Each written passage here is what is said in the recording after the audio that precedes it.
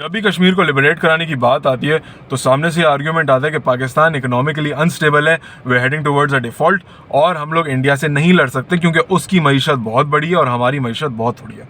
इस क्लेम को ज़रा देख लेते हैं, क्या ये सच है, क्या ये झूठ है।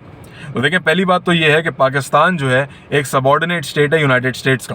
पाकिस्तान की अपनी कोई फॉरेन पॉलिसी नहीं है, अपने कोई रीजनल गोल्स नहीं है।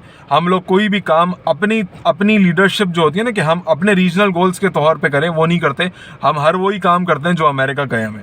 इसकी मैं आपके सामने दो मिसालें रखता हूँ, एक पुरानी है और एक रीसेंट है। तो पुरानी मिसाल पहले ले लेते हैं। आप ये देखें, पाकिस्तान का अफगानिस्तान से जो बॉर्डर लगता है 2600 किलोमीटर जितना लगता है। आपने ये नहीं कंसिडर किया कि जब आप अमेरिका का साथ देंगे इस जंग में और आपकी जो एयर स्पेस लेते हुए, आपकी एयर बेसिस लेते हुए अमेरिका जब उन पर अटैक करेगा तो वहाँ से क्या रिएक्शन आएगा, आपने नहीं देखा। आपने नहीं देखा कि आपने अपने इमीडिएट नेबर को फैसिलिटेट करवाई उसकी इन्वेजन। आपने ये नहीं देखा कि पश्तून बेल्ट हमारा कितना मुतासर होगा इससे। एक ऐसा शख्स जो पाकिस्तान में रहता है और उसके मामा, ताया, चाचा जो है अफगानिस्तान में रहता है, ऐसे कई खानदान हैं।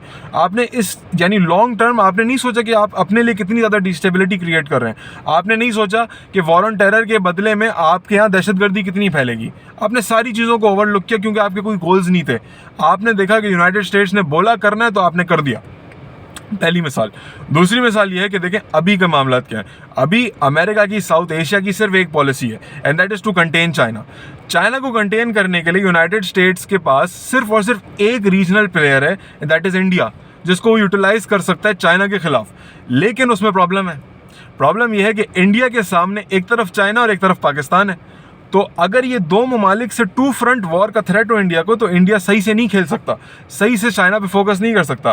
तो अभी की यूनाइटेड स्टेट्स की जो पॉलिसी है इस रीजन के लिए वो ये है कि इंडिया को उसने बढ़ाना है, पाकिस्तान को उसने दबाना है, ताकि इंडिया चाइना को कंटेन कर पाए। और पाकिस्तान ब्यूटीफुली इसमें प्ले कर रहा है। तो हमें नज़र आता है कि अमन की आशा हो गई, या फिर अभिनंदन को गिराने के बाद भी उसको चाय पिलाकर जो है बहुत मोहब्बत के साथ इंडिया दिए भेजा जाता है। और बार बार पाकिस्तान की तरफ से जो है ना ये इस तरह के आर्ग्यूमेंट्स आते हैं कि भाई we want to move forward, ठीक है ना, the past is the past, let's move forward. फिर बिलावल साहब भी अभी चले गए इंडिया मीटिंग के लिए।